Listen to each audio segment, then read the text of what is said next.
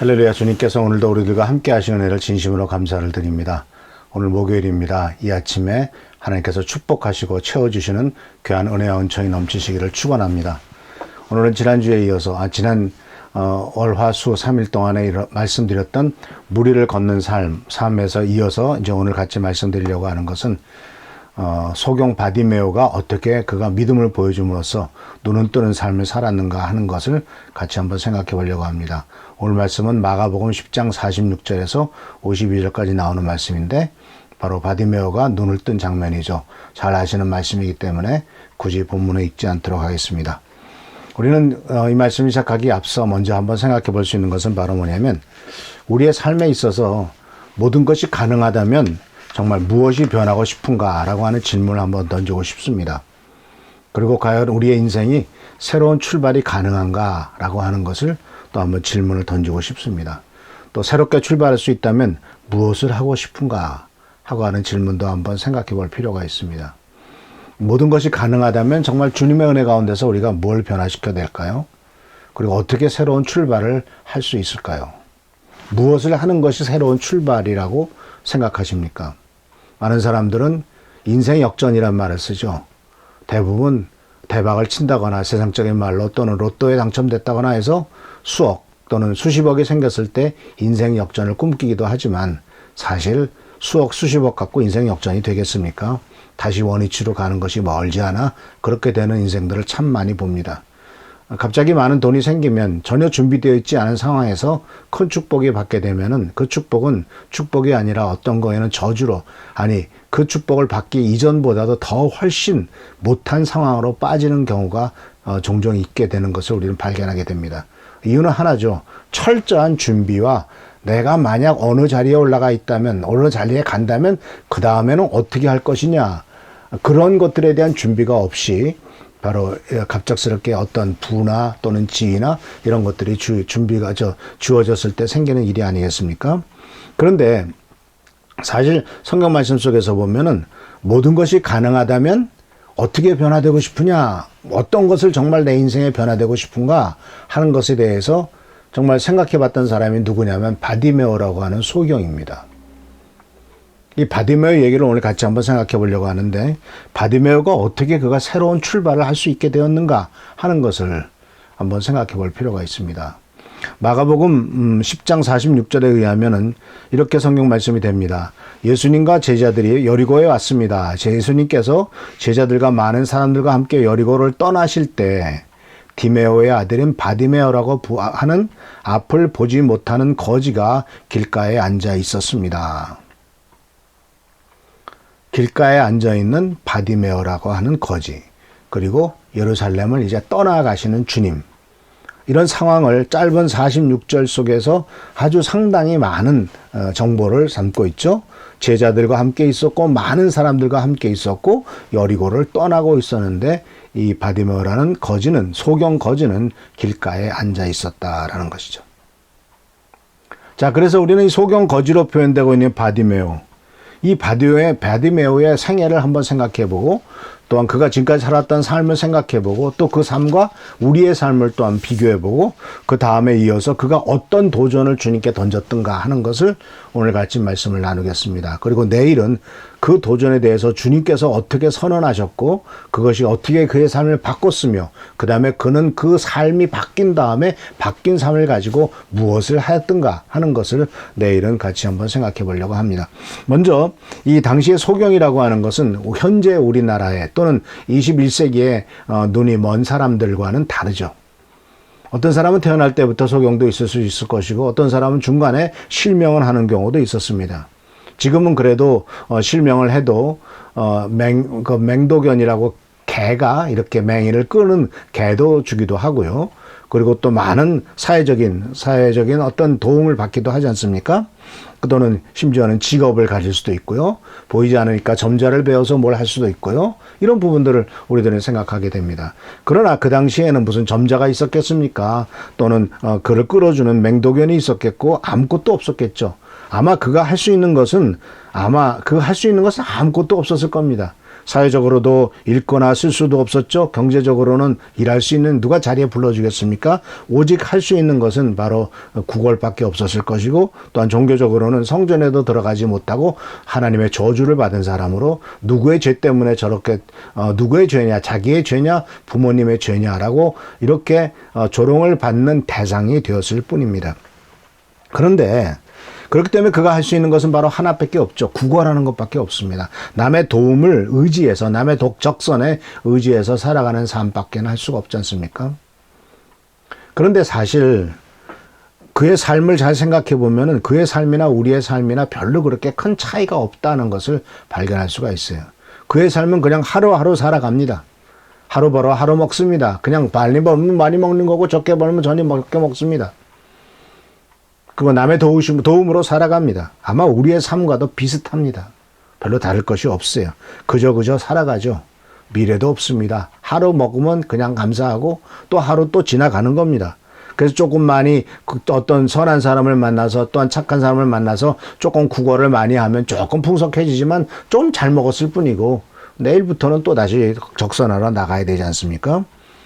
그리고 말씀 속에서 보면 그는 길가에 앉아 있었습니다. 수많은 사람이 큰 길가에서 자기의 목적을 향해, 목표를 향해 또는 즐거운 사람들을 만나기 위해서 다양한 목적을 향해서 길을 걸어가고 있지만 그는 길가에 앉아서 멍청하니 우두커니 이제 돈을 달라고 얘기를 하고 있습니다. 그러니까 많은 사람들이 성공한 것 같은데 나는 실패한 것 같고, 많은 사람이 다 나름대로 뭔가를 하고 있는 것 같은데 나는 안 되는 것 같고, 그런 생각을 얼마나 많이 합니까? 한 길을 걷지도 못하고 넓은 걸지도 못하고 다른 사람의 성공과 즐거움에 대해서 웃는 소리 들으면 저 웃는 소리 들으면서 저 사람이 잘 웃고 있는데 지금 즐거우니까 나에게 한 푼 좀 던져주지 않을까, 그런 생각밖에 하지 못하는. 그래서 그에게 있는 것은 인간의 본능뿐이고, 그리고 또한 인간의 욕심밖에 없죠. 먹고 살아야 되고 그냥 생존해야 되니까. 근데 그에게 뭐가 없습니까? 미래가 없습니다. 꿈이 없습니다. 다른 사람의 도움도 별로 없습니다. 그리고 우리의 인생은 어떻습니까? 내 인생의 미래는 무엇이야? 라고, 찬란한 미래가 이렇게 나를 기다리고 있어 라고 말할 수 있는 근거가 있습니까? 물론 우리 예수 믿는 사람이기 때문에 죽고 난 다음에 천국 가고 하나님을 만날 큰 기쁨, 가장 큰 기쁨과 소망이 있기 때문에 우리는 버티고 있지만은 안타깝게도 그렇지 않은 사람들이 얼마나 많습니까? 그래서 이 맹인의 삶이 상징하는 것이 상당히 큽니다. 희망도 없이 하루하루 살아가는 삶이 맹인의 삶입니다. 만약 우리가 예수를 믿고 하나님의 자녀가 되었음에도 불구하고 하나님 나라에 대한 소망과 하나님에 대한 소망과 하나님이 우리에게 주시는 어떤 목표와 비전이 없이 그냥 매일매일 먹고 사는데 급급해서 살아가고 있다면 안타깝게도 그 삶은 바디메오의 삶과도 별로 큰 차이가 없다라고 하는 반성을 우리가 할 수밖에 없습니다. 이런 상황이니까 무슨 발전을 생각할 수가 있겠습니까? 기대할 수가 있겠습니까? 또는 변화를 생각할 수 있습니까? 성장도 생각할 수가 있겠습니까? 아무것도 할 수 있는 길이 없는 거예요. 지금 이 상황 속에서는. 더구나 우리나라가 코로나 바이러스, 전 세계가 코로나 바이러스로 말미암아 정말 소경 바디메어 같은 상황에 빠졌잖아요. 미래가 없어요. 어떻게 해나갈지를 몰라요. 허둥지둥합니다. 갑자기 소경된 거나 다름없습니다. 우리가 선진국이라고 생각했던 미국이, 그리고 그 유럽이 속절없이 무너지면서 우리는 정말 사망자가 250명 정도, 그래서 한 2.5%, 뭐 그 정도밖에 안 되는데 미국은 5만 명이나 벌써 죽었다지 않습니까? 수백만 명이. 참 이런 것을 보면서 이 희망 없이 매일매일 아무런 변화도 성장도 발전도 기대할 수 없는 삶이 사실은 이 지구상에서 사는, 하나님 없이 사는, 세상의 것들을 최고로 생각하면서 그것에 내 인생을 걸었다고 생각하는 사람들의 삶을 한꺼풀 벗겨서 뒤돌아보면, 그 안에 들여다보면 사실은 변화도 성장도 발전도 기대할 수 없는 삶. 소경 바디메오는 그저 비 나오지 않았으면 좋겠다, 춥지는 않았으면 좋겠다, 지나가는 사람이 나에게 동전 몇 푼이나 더 던졌으면 좋겠다라고 하는 그것만 기대하고 살아가고 있지 않았겠습니까? 더군다나 이 바디메오가 살고 있던 집은 바로 어디냐면 여리고예요. 성경에 보면은 여리고를 우리가 기억하기는 여호수아가 가나안으로 들어가기 위해서 요단강을 건너자마자 앞에 우뚝 버티고 서 있는 작지만 튼튼한 선이 여리고였기 때문에 이 여리고성을 무너뜨린 것만 기억을 하죠. 그러니까 여리고성은 하나님의 백성들이 가는 길을 막아서서 대적하다가 무너진 성입니다.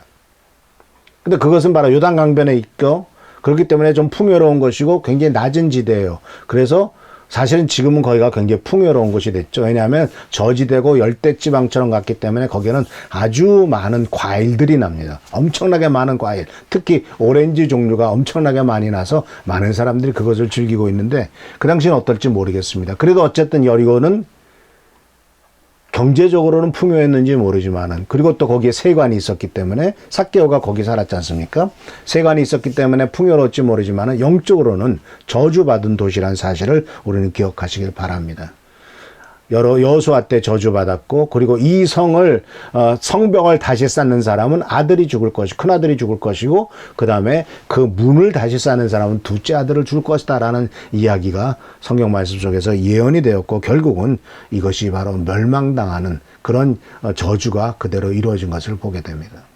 그러니까 여리고의 길가에 앉아있는 소경 거지 바디메오라고 하는 사람의 상태는 참 희망도 없고 꿈도 없고 어떻게 해야 될지 모르는 상황. 우리들이 정말 예수님을 모른다면, 주님에 대한 희망과 주님으로부터 주시는 큰 희망과 꿈과 소망이 없다면 우리들도 똑같을 상황. 그 상황이 바로 이 바디메오가 처해 있는 상황이다라는 것입니다.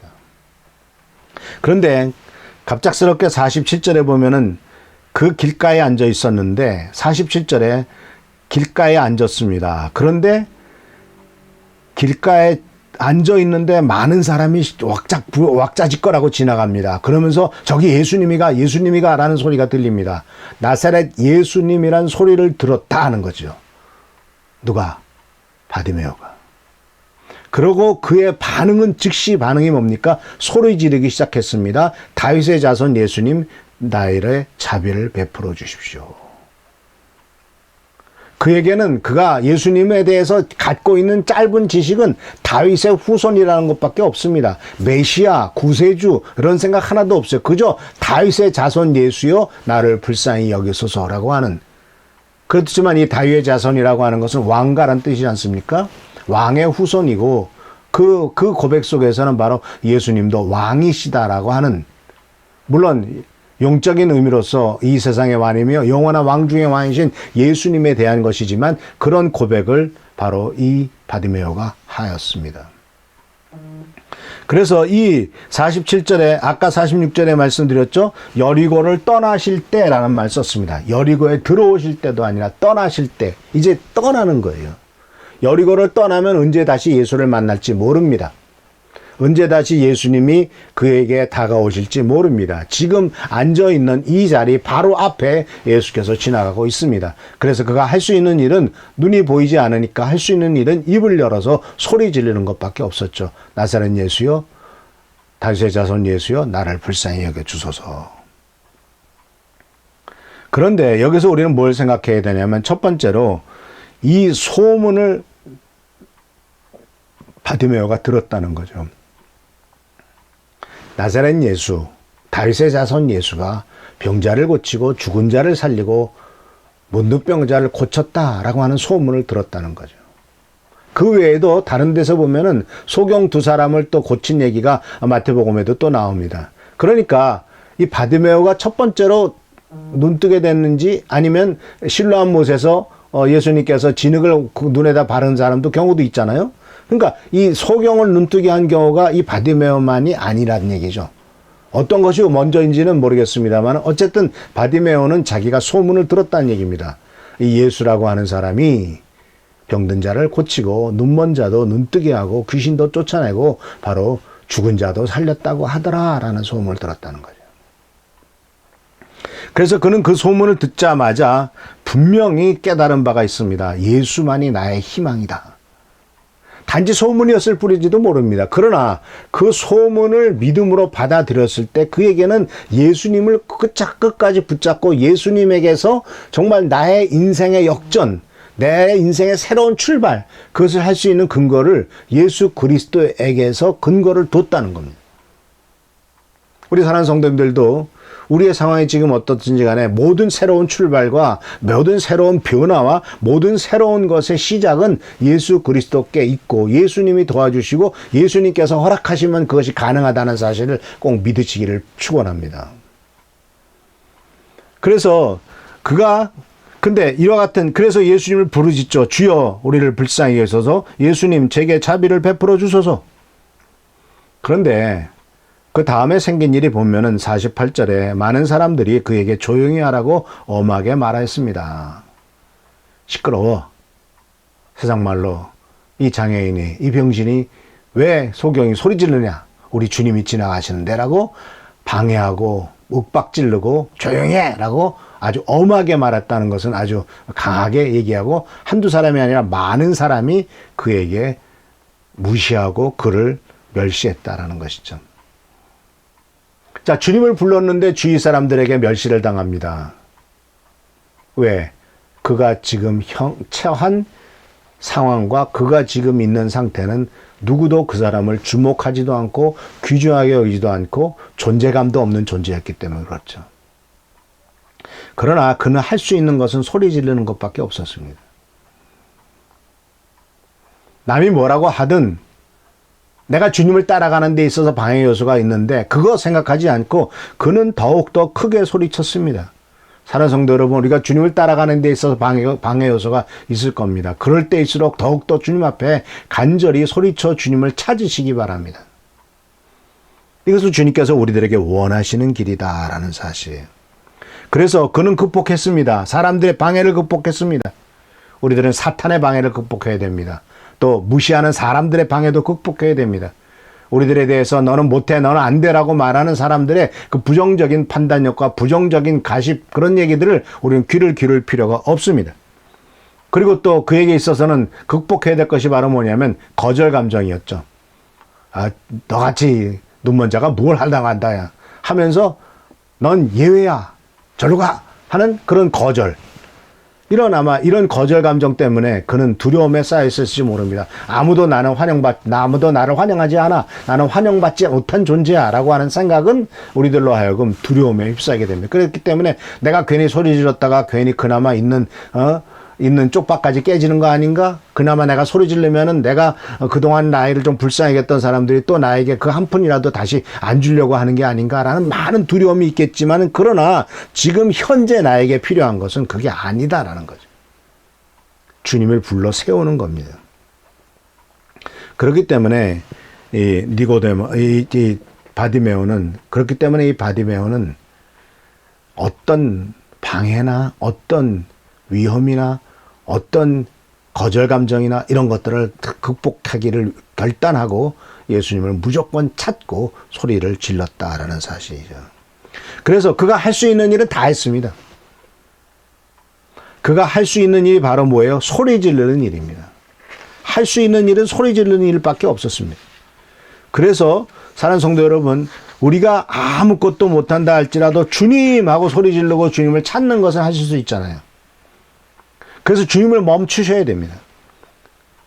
그리고 그는 정말 불가능에 도전을 한 거죠. 주님 안에서 믿음으로 도전했던 그 도전은 이제 바로 예수님께서 무엇을 해주기를 원하느냐라고 하는 그 말씀에서부터 시작되는 것을 보게 됩니다. 그래서 사랑하는 성도 여러분, 이제 그는 불가능에 도전합니다. 그는 나중에 내일 말씀드리겠습니다만 눈 뜨게 해주십시오라고 하는 다시 보기를 원합니다라고 하는 엄청난 도전을 합니다.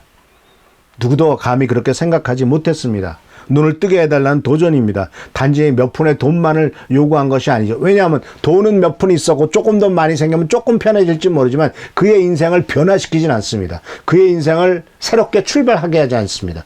그러나 정말 주님 은혜 안에서 내가 필요한 것이 무엇인가를 믿음으로 도전해서 주님이 그것을 주신다면, 그런데 그 믿음의 도전의 대상은 절대 내 인간의 힘으로는 할 수 없는 그것, 그 중에 하나가 뭔지 아십니까? 주님 나를 바꿔주십시오라는 것. 주님 제 생각을 바꿔주십시오. 보는 눈을 다르게 해주십시오. 제 성품과 성격을 바꿔주십시오. 이것은 주님만이 하실 수가 있습니다.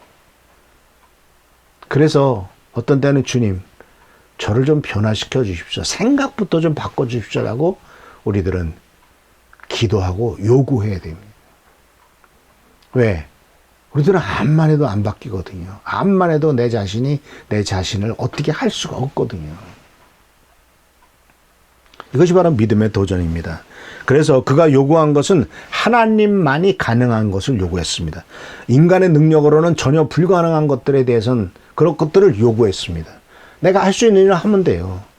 그러나 바디메오가 원했던 것은 그게 아니라 정말 믿음의 도전이었다라는 사실을 꼭 기억하시길 바랍니다. 오늘 말씀을 정리합니다. 바디메오의 상황을 통해서 우리의 상황을 생각해 보았습니다. 그리고 그가 예수님을 만나게 되었을 때 예수님을 붙잡기 위해서 할 수 있는 한 최선을 다했다라고 하는 말씀을 드렸습니다. 오늘도 주님께서는 지금 우리 앞에 주님이 지나가실지 모릅니다. 주님을 붙잡으시길 바랍니다. 주님 앞에 소리 지르시기 바랍니다. 주님 어떤 방에 있다고 소리 지르시기 바랍니다. 그러면 주님께서 멈추시고 이 사람 이리로 오너라 라고 말씀하시는 그 소리가 우리가 듣게 될 것입니다. 놀라운 축복과 은혜가 우리 사랑하는 성도님들이 넘치시기를 축원합니다. 기도하겠습니다. 고마우신 주님 은혜를 감사합니다. 오늘도 주님 안에서 새로운 하루가 시작됩니다. 이 놀라운 축복과 은혜가 넘치는 하루가 되도록 도와주시고 은혜 가운데서 우리가 승리하며 모두에 부족함이 없도록 인도하여 주시옵소서. 바디메오와 같은 인생이지만 그러나 주님 안에선 새로운 출발과 새로운 변화가 시작될 수 있을 줄 믿사오니 주여 은혜를 베푸사 새로운 출발, 새로운 능력이 임하는 나의 삶이 되도록 역사하여 주시옵소서. 오늘도 함께 하심을 감사드리었고 예수 그리스도의 이름으로 축복하며 간절히 기도하옵나이다. 아멘. 오늘도 하나님의 승리와 은총과 은혜를 경험하는 여러분 되시기를 축원합니다. 할렐루야.